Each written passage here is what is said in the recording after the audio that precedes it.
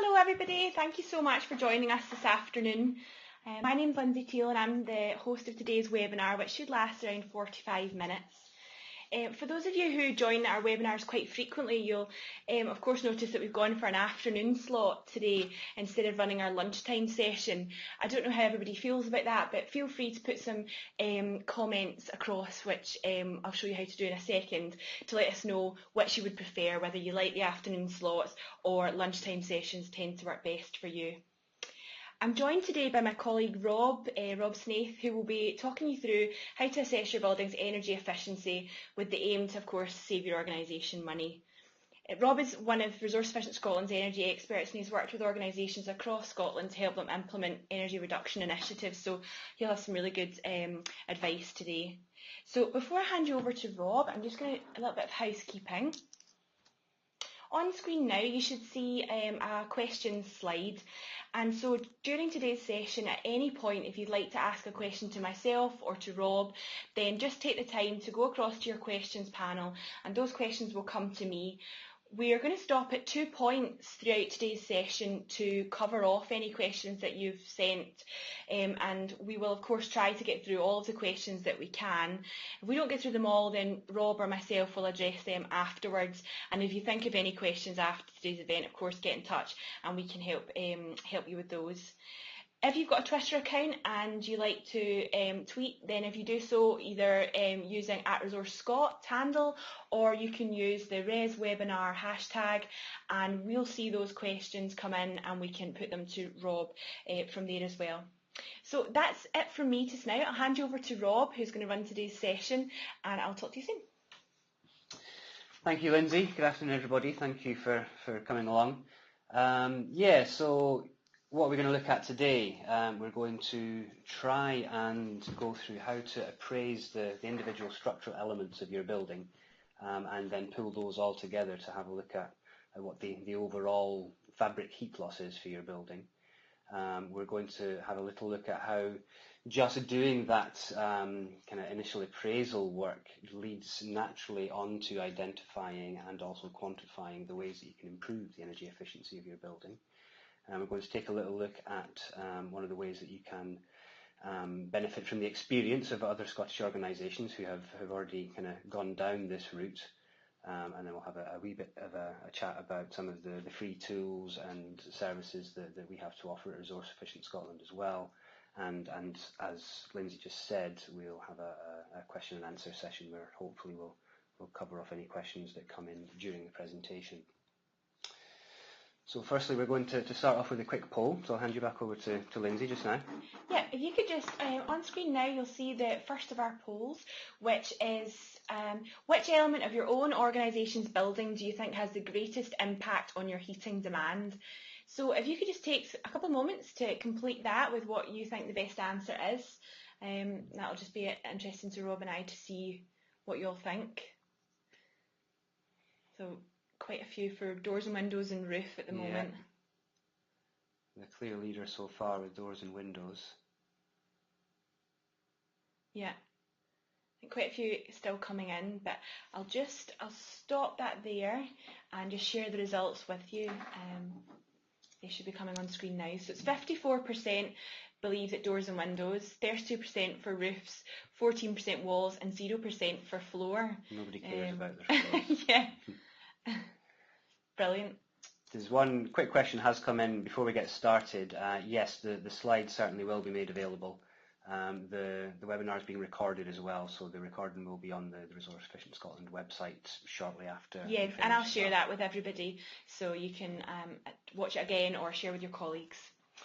Okay, so to begin, a quick refresh. The basic equation that any energy professional needs to have kind of imprinted at their head at all times is energy consumption equals power multiplied by time.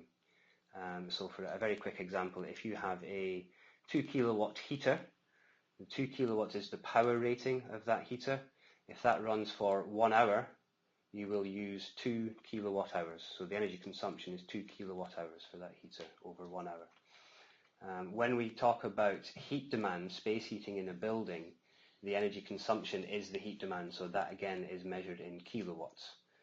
So we take the heat demand in kilowatts, multiply that by the time, the number of hours we're heating the building, and that's how we get the energy consumption for our space heating.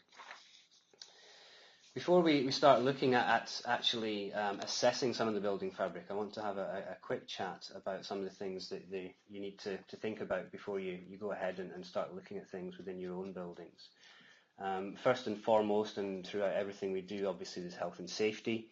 You might well be going up on roofs or into loft spaces or inspecting parts of your building which aren't often looked at or occupied, so you need to make sure that you follow all of your organisation's own risk assessment procedures and make sure that you're not putting yourself in danger at any time, obviously. You need to have a good think about who the ultimate audience is going to be for the results of your investigation. If you're looking to make a case for investment in fabric improvements, then you need to think about how best to make that business case to the people who have control over the purse strings. Basically, your organisation might have certain business metrics that it already works to, such as the amount of energy used per product produced off a production line, or the amount spent per full-time equivalent staff. So if you know that your organisation and your ultimate audience kind of speaks in that language, then it really helps to be able to present your business case in that language as well. And it's good to have that in mind when you're doing your investigations, to know the kind of information that you want so you can present things in that way. You need to have a think about who you need to speak to before you start doing your investigation or your audit around the building. There may well be some areas where you need a key to get access, or there might be some kind of parts of the building which, like I said before, aren't normally accessed. You need to make sure you have permission to get into all of the areas of the building and take the measurements and the readings and photographs that you want to. You also want to have a good idea of the equipment that you're going to use. Usual old clipboard and pen, the auditor's best friend, are always handy. A camera is an invaluable piece of equipment for obviously taking photos of any bits that you're not quite sure of, or if anything you want to come back and have a think about after your initial inspection when you're out on site. Another handy piece of equipment, as we'll see in some of the examples that we'll work through in a few minutes, is a tape measure, or possibly a laser measuring device. You can buy laser measuring devices for £50–60 in most DIY stores, and they're invaluable for cutting down the amount of time it takes you to do your measurements and getting nice accurate measurements of the spaces and the areas of the building elements that you're looking at as well. So we're going to have a look at beginning to do that original assessment. Space heating, unless you have a really energy intensive process in your organisation, then generally space heating is going to make up around about 50% of your total energy demand. So it makes sense for that to be one of the main areas that you look at when you're trying to make changes, to make improvements to your overall energy use. It stands to reason that the better insulated your building is, the less energy you're going to need to heat it. And very often, in a lot of cases, structural insulation improvements and air tightness improvements can provide the simplest, the lowest cost, the lowest payback options. So it really makes sense to have a good idea of what these simple options might be to have a big impact on what is usually one of the largest areas of energy use within any organisation. The value of having a real quantitative understanding of your building fabric and having the figures in your head and understanding where those figures come from.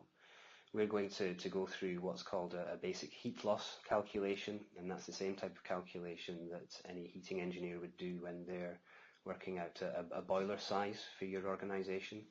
So if you run through a heat loss calculation for your building and it comes up with a rough idea of a boiler size, and that rough idea is very different to the boiler you have installed at the moment, then that's a red flag already, that you know that potentially there's a saving to be made there by having a better sized boiler to heat the space that you're in as well. It also gives you a good idea whether there's going to be any kind of backup heating requirements.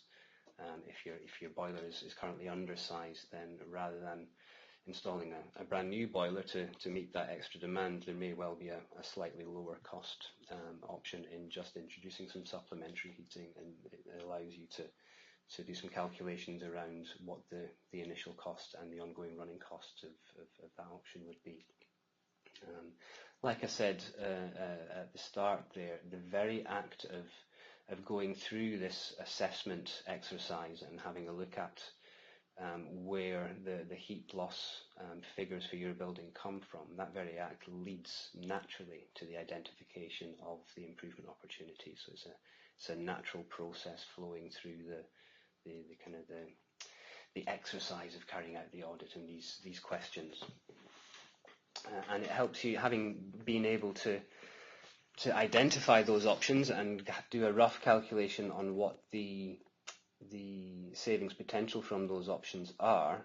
It helps you prioritize them, basically, and it helps you potentially recommend one over any other or discount some options if it's just not going to be a financial possibility for your organization. So there's some real value in just doing these calculations to get a good understanding of where your figures are coming from and how your space heating energy use is made up.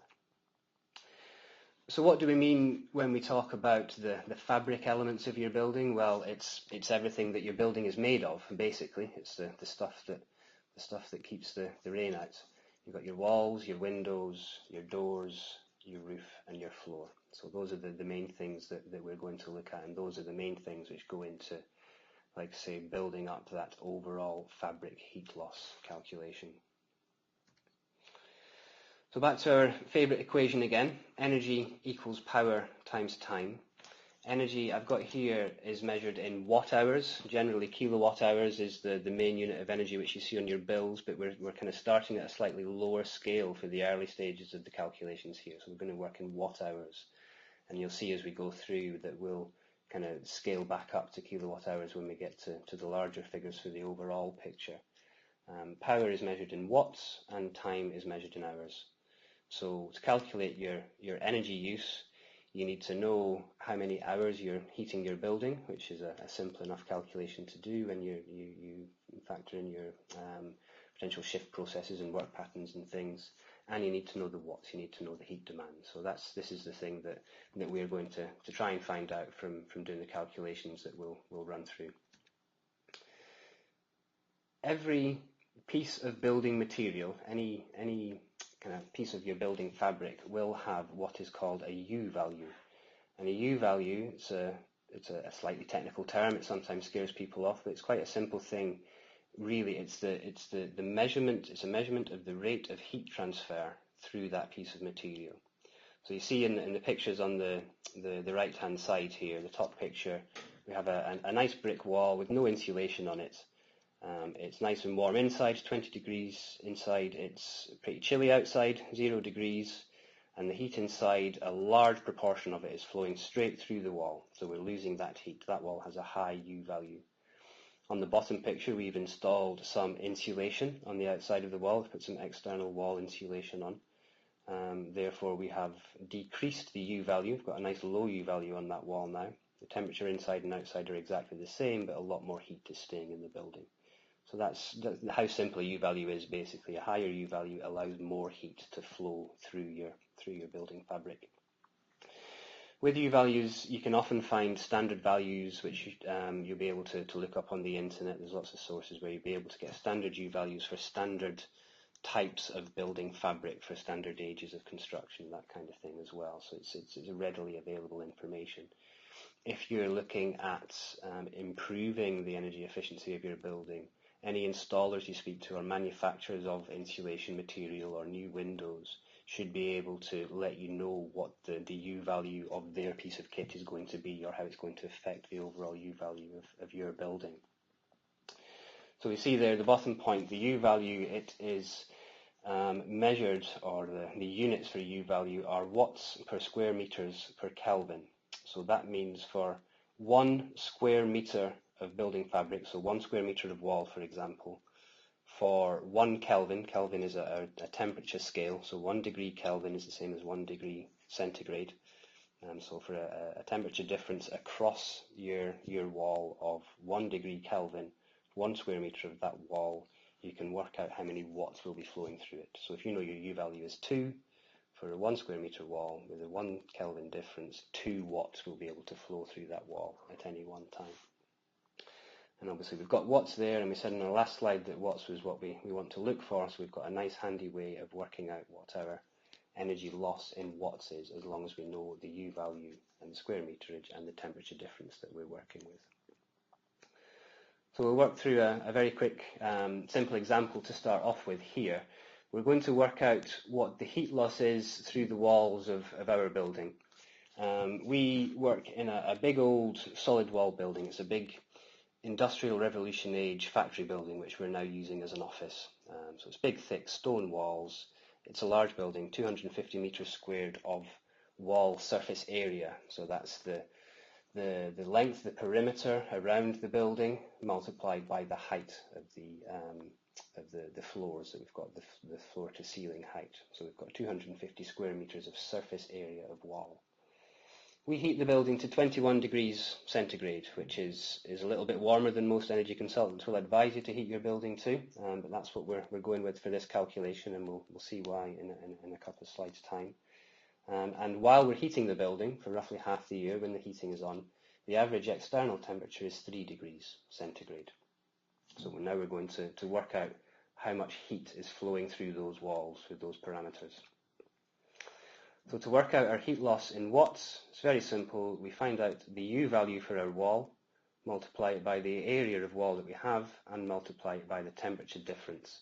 The little triangle symbol that you see there is the Greek symbol delta, and anytime you see delta in an equation, that means the difference. So we're looking for a difference in temperature. So we know what the area of our wall is. It's 250 square metres. We know what our delta T is in this example. It's 21 degrees inside, 3 degrees outside, so our delta T is 18. So now we just need to find out the U value. And here we have an example, like I was talking about a U value reference sheet. This is the kind of information that is quite simply available, just with a little Google search. So we know that we have a wall. I don't know if you can see my mouse pointer here. We have a wall, it's a solid wall, 220 millimetres thick, so that's the type of wall that we have. So we're going to use this U value figure here of 2.1. So that's what we're going to plug in to this equation. And then we work it through 2.1 multiplied by 250 square metres multiplied by 18 degrees centigrade. We have a heat loss through our walls of 9,450 watts. If we divide that by 1,000 to get to kilowatts, we've got 9.45 kilowatts, which is quite high. And that's what you'd expect for a big old stone-walled building, basically, which is very warm inside.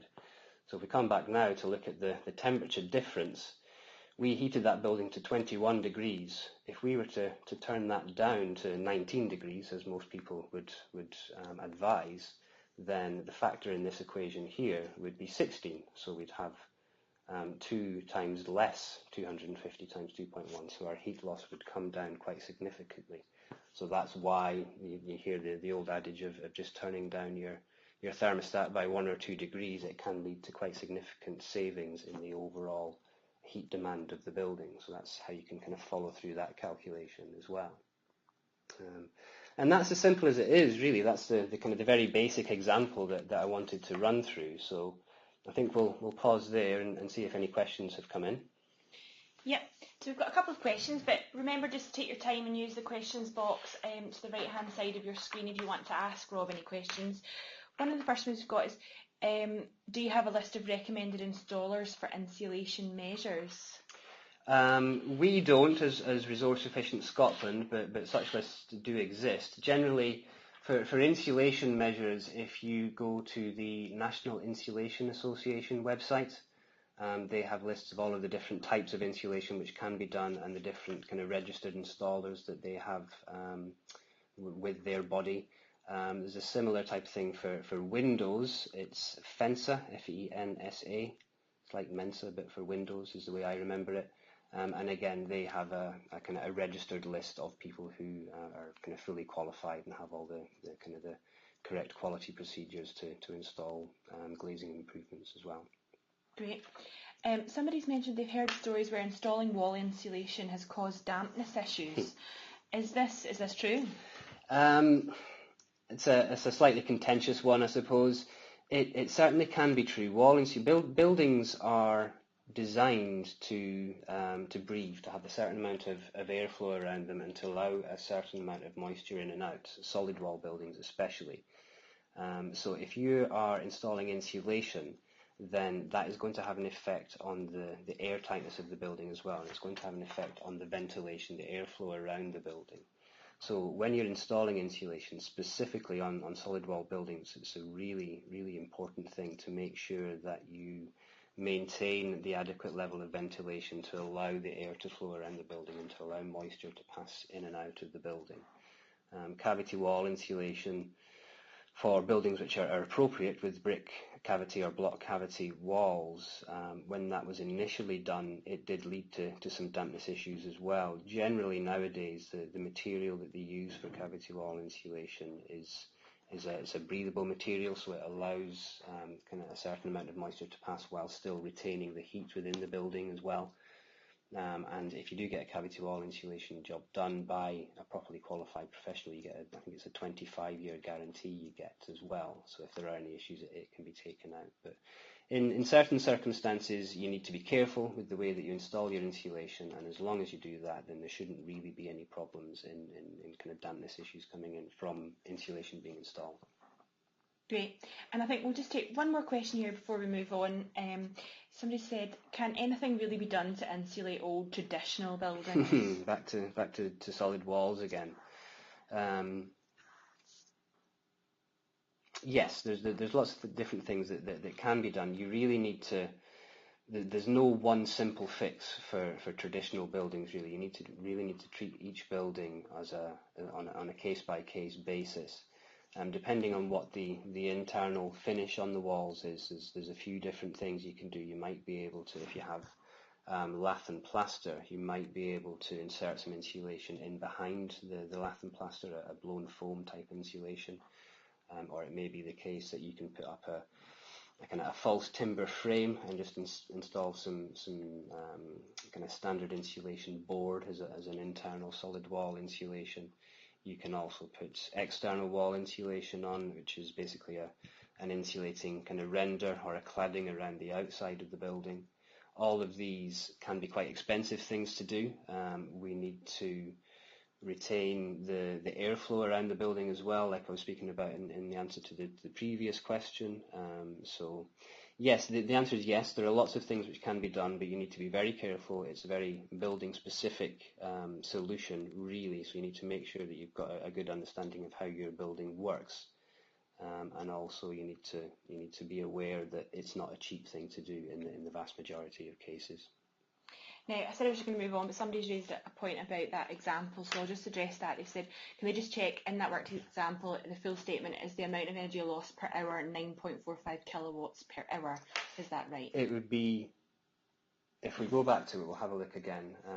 That's the heat loss. If you were heating the building, where are we? Sorry. Here we are. If you were heating the building at kind of full rate up to 21 degrees, yes, you would be losing 9.45. You'd be losing energy loss. You'd be using 9.45 kilowatt hours per hour. Does that make sense? And there's another question there. There's another comment there where this is minus the windows, which yes, that's a good point, and we'll kind of come on to chat about kind of windows and how that builds into it as well. And it was just a very kind of simple example that I wanted to go through just to show the mechanics of the calculation. Yeah.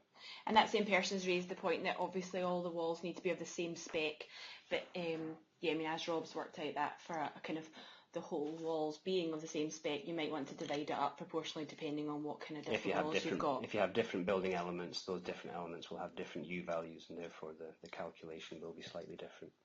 Okay, we'll move on to now, and then we'll come back to any other questions that have come in. So any that come into your mind as we're going through, just pop them down and we'll get to them. Okay, thank you, Lindsay. So we're going to go through a similar example, but in a bit more detail and kind of build on it to build up an overall fabric heat loss. So we have a a business called ScotBiz. They're based on a building estate on the outskirts of Glasgow. The estate that the building was in was built in the 1970s, and since then there's very little been done to improve the insulation of that building. The building is heated for 1,314 hours per year. Anybody in the audience who is familiar with the renewable heat incentive will recognise that figure. It's the standard number of heating hours per year for a commercial organisation.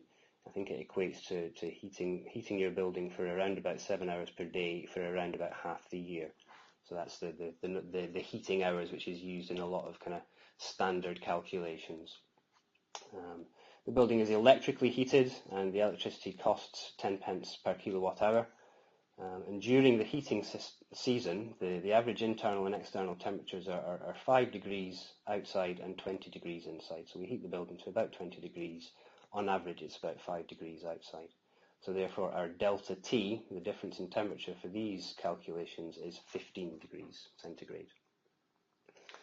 And here is some more information on the actual elements of the building. So we have a total glazing area of just over 95 square metres, so that's 14 windows at 3.8 by 1.8 each, so there's quite a lot of windows in this building. They're currently double glazed with metal frames, which is quite an old style of window, which you can occasionally see in 1970s style buildings. Our total floor space is 750 square metres. And the exposed perimeter, that's the perimeter around the outside of the building, which is exposed to the external atmosphere, is 110. And we've got a ratio there of the area divided by the perimeter, which will become clear while we've done that in a couple of slides' time. Our floor type is a suspended floor with 25 millimetres of insulation underneath it. Our roof area is 750 square metres. That's the ceiling area. It's the same as the floor area. And we're taking the ceiling area because we have insulation at ceiling level. So that's the point where we're trying to stop the heat from escaping the building. So we've got 50 millimetres of insulation just above the ceiling at the moment. So not very much. And our total wall area, and this time it is minus the windows in the example that we're working. So our total external wall area is 168, just over 168 square metres.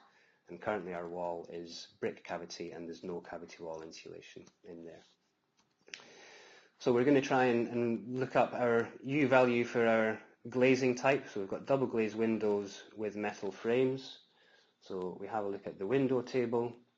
Double glazed, metal fitted before 2002. That's the type of windows we've got. So we're going to use a U value of 3.7. For our floor, we have a suspended floor with 25 millimetres worth of insulation. This is our floor U value table here, and here is where you see why we've done that calculation in dividing the area by the exposed perimeter. It's the outside perimeter of the wall also has an impact on which U value we choose. So you divide the two together, our answer was 6.8, so we are between 5 and 10, so this is the line that we're using. We have a suspended floor with 25 millimetres of insulation, so we're going to use this U value here of 0.44 for our calculations. Our roof type, we've got a pitched roof with 50 millimetres of insulation at ceiling level. So this is our roof U value table. We've got a pitched roof, 50 millimetres of insulation. Here's the U value that we're going to use for this calculation. And for our walls, we've got unfilled brick cavity walls. So we'll go back to our chart. This is the wall U value table that we've got, unfilled cavity wall. We're using a U value of 1.6 for our calculation. So we'll pop through those calculations now.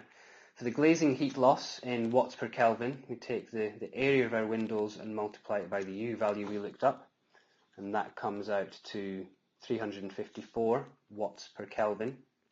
In this example, we're going to wait until we've totaled all these up to multiply by the delta T, the temperature difference. So we're working in watts per Kelvin at the moment, and then we'll multiply that Kelvin out of the equation when we get a little bit further down the calculation. For our wall heat loss, we had just over 168 square metres. The U value we looked up was 1.6.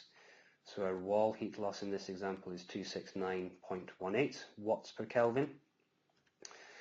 Our roof heat loss, the U-value we looked up was 1.5, so our total roof heat loss for this example is 1125 watts per Kelvin. And for our floor, we had a U-value of 0.44, total floor area of 750 square meters, so we've got 330 watts per Kelvin. And that's the four kind of main elements which go into building up our total fabric heat loss, which we're going to work out just by adding those four together. So that comes out to 2078 watts per Kelvin. And this kind of makeup of that total here comes back to the first poll that we did. And you can see in this relatively poorly insulated building, by far the biggest proportion of the heat loss is going through the roof, with glazing and walls and floor around about even in kind of second to fourth place. If we had solid walls, then yes, certainly this would be a lot higher. If we had single glazing, then this would certainly be a lot higher as well. So, I mean, the majority of people in the poll thought that their windows and doors was the main area of heat loss. So it really depends on the relationship between the types of different building fabric you have. So it's very difficult to say with any certainty that your roof is going to be the biggest area of heat loss when you don't know how that compares with the other building elements as well. So it's really important to get an overall kind of holistic idea of the building envelope, the way that your building is made up and the way that those elements are brought together. So going from this fabric heat loss in watts per Kelvin, we're going to convert that to kilowatts. So we're taking 2078, multiplying it by our delta T, which in this example is 15 degrees. And we divide by 1,000 to take us from watts to kilowatts. So we've got 31.2 kilowatts. So that's our fabric heat loss for that building. And that's a very rough and ready idea of the boiler size, which is likely to be required to supply, to fill the demand, to feed the demand for heating in that building. 31.2 kilowatts could be lost at any one time, so therefore we need a boiler of roughly that size to make sure that we can heat the building adequately. We take that 31.2 and multiply it by our heating hours per year, which we're using 1314 for this example, and there we have a rough idea of how much energy, we're working in kilowatt hours now, so this is energy, this is how much heating energy our building is going to take through the year on an average year.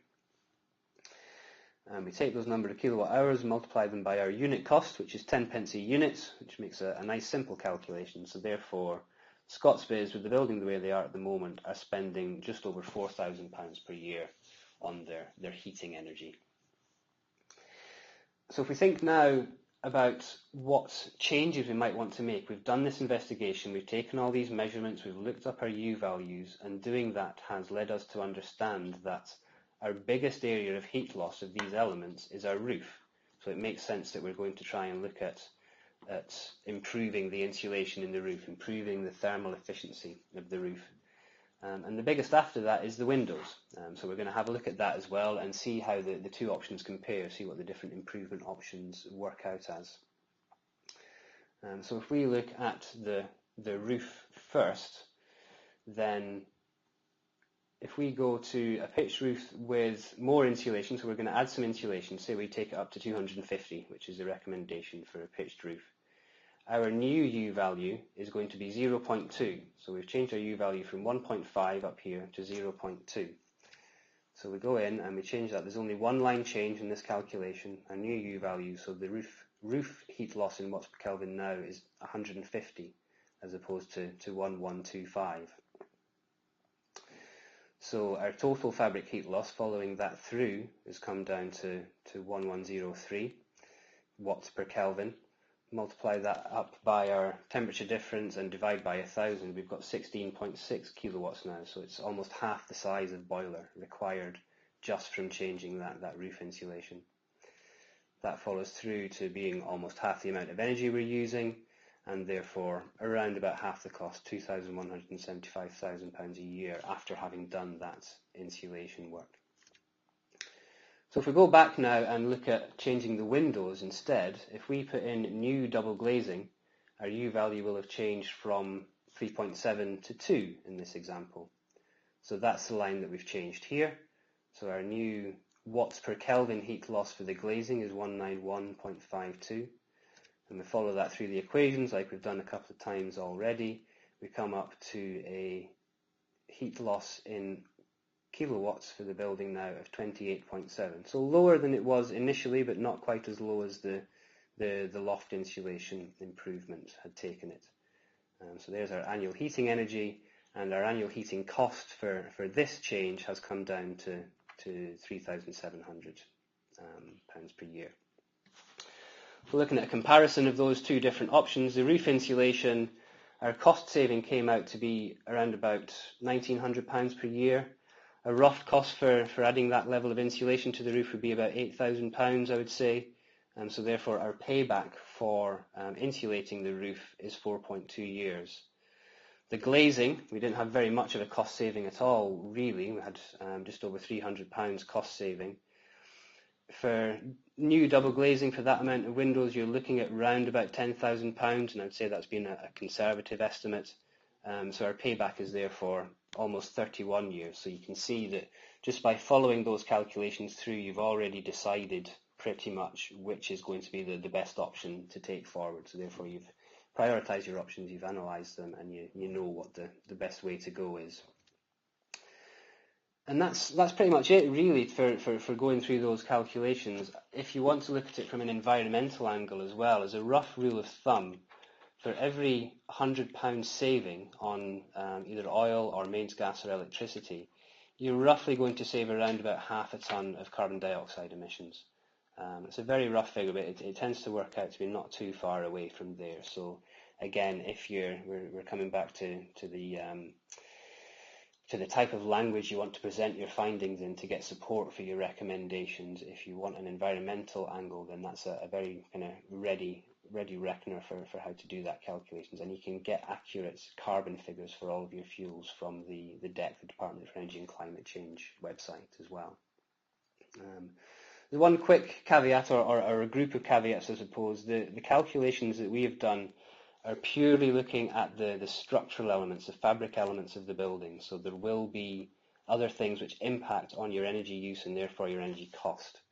And we're going to throw it open now to ask you if you've got any suggestions as to what those other elements might be. Yeah, so generally we run another poll at this time, but I think what we'd like everyone to do is just to take a moment to think about what other things, like Rob said, what other things will impact on the heat loss and energy demand of an organisation. And if you could just use that questions box, which I showed you at the start and is on screen now, just to submit any suggestions you've got, and it would just be of interest to see what you're thinking. So I'll give you a couple of seconds just to do that. I know Rob's got some. So we've got a couple coming in there. Employee behaviour has come up, which certainly is absolutely correct. If your staff have access to the heating controls in the building, so therefore they can turn up the thermostats, or if they tend to leave doors open or windows open when perhaps you prefer them not to, then that can have a big impact on the amount of energy that you're using. Another couple of comments on controls there, absolutely. How the building is used, leaving doors and windows open, like we've said. Heat from lighting and pipe runs through the building, absolutely. Other internal heat gains. There's lots of things within a building which will put some heat into the space that you're using, and therefore that's heat that your boiler, your heating system doesn't need to produce. So there's things like lights, as we've said. Small appliances, photocopiers. It may well be that you're a manufacturing organisation, in which case your process might put quite a lot of heat into the space as well, and therefore you can, with large kind of areas of waste heat like that, you can look at the options around heat recovery technology as well. So there's heating policies as well, temperatures. Heating policies, the way that if you have a kind of a control regime, if you've got ideally you would want at the very least for most organisations, you would want a 7-day timer, so you can set the times that your heating comes on to fit your shift pattern or the way that you work in the organisation.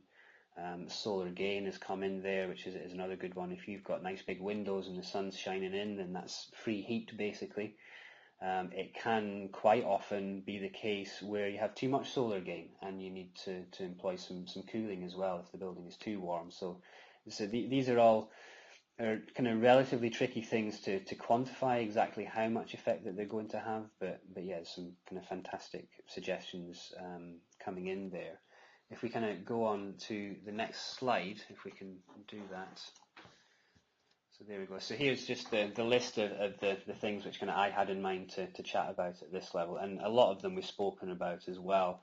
People is another one. The amount of people in the building. I'm not sure what the exact figure is. I think it's about 50 watts per person per day is the amount of heat energy the average body gives off, if there's any such thing as an average body, as I quite often like to think. But the amount of people in the office are going to is going to have an impact on how much natural heat there is in there, and therefore an impact on how much your actual heating system is costing as well. Another really important one to think about is a thing called a rebound effect. It's often called the comfort factor is one quite well known rebound effect, and that takes into account the idea that if you have made some changes, if you've installed a new efficient boiler or you've put a load of insulation in, and you've communicated that to your staff that you're now in a nice energy efficient building and your heating isn't costing you anywhere near as much as it used to, that can sometimes, whether subconsciously or otherwise, that can sometimes lead people to think it's a bit easier to turn up the thermostats and therefore be more comfortable. So the heating isn't costing as much, so let's be a bit more comfortable, let's be a bit warmer. And again, that's a really difficult thing to quantify, just kind of how much of an effect that type of idea is going to have.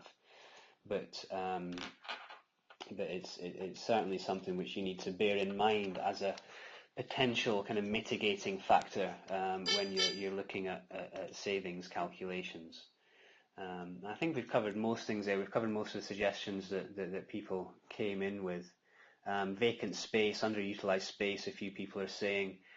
Certainly if there's areas of your building which aren't being used, then really they don't need to be heated to the same level anyway. You'll always need to have some level of frost protection if you have a wet central heating system, but that again comes down to the way that you're controlling your heating system.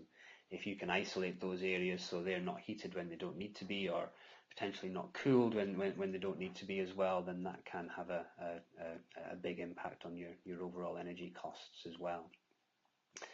And I think that's about us for time for that section, really. So I just want to give a very quick mention to another Resource Efficient Scotland service, the Green Network for Businesses. It's a fantastic tool, really. We have a list of organisations who have, either through working with Resource Efficient Scotland or independently, they've already installed energy saving measures, so fabric insulation, not just insulation really, to any energy or waste or water saving measures that they've installed, and they're happy to share their experience. So you can go on there, as you see, just pop your postcode in, fill out a few filters for the kind of measures you're interested in finding out about, and it comes up with, you can either have a map view or a list view, and you can then request to be put in touch with any of the people on the list, and you can go and visit the site, you can chat to people over the phone, you can communicate via email, whatever works best for you, really. So it's a really good resource of real organisations within Scotland who have made significant changes to their overall resource costs. And that's about it for me today, really. So we've got a bit of time here, I believe, to see if there's any more questions come in.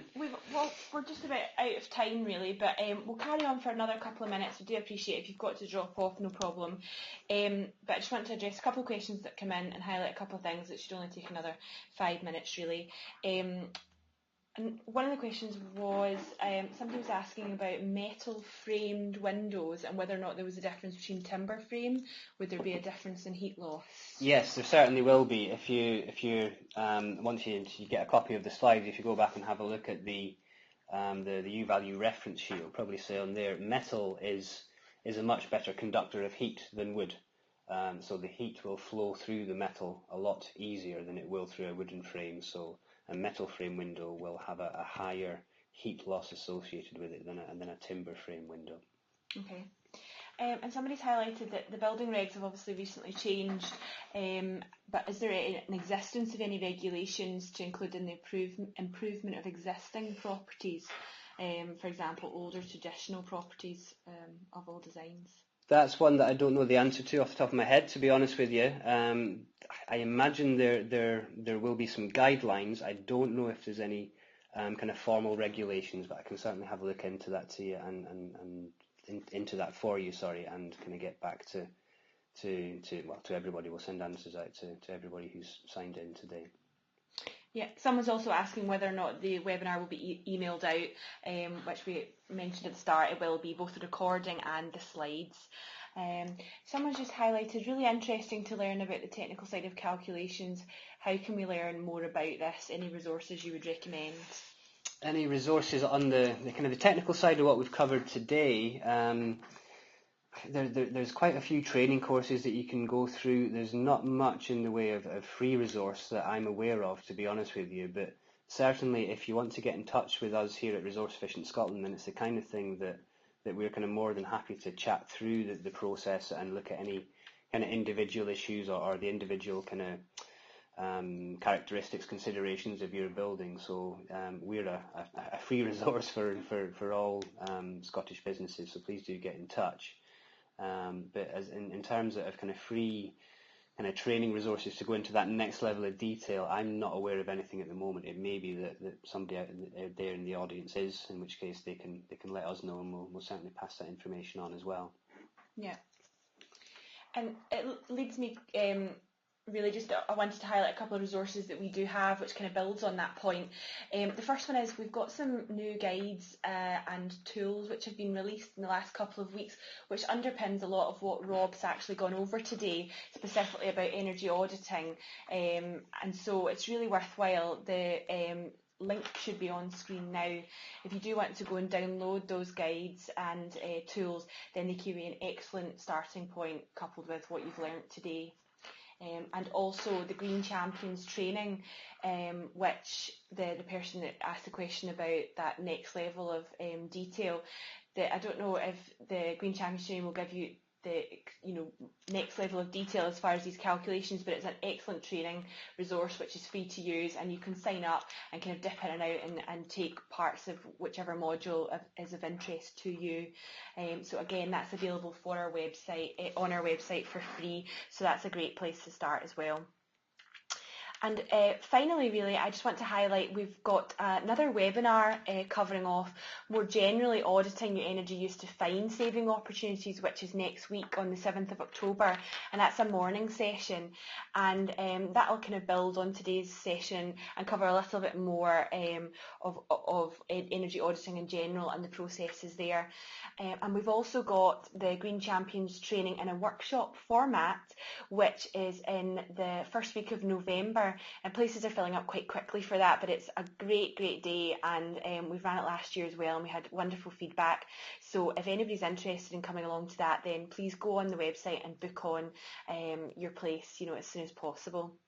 And that's it. And as Rob highlighted, we do provide a lot of on-site support to organisations, and your organisation may qualify.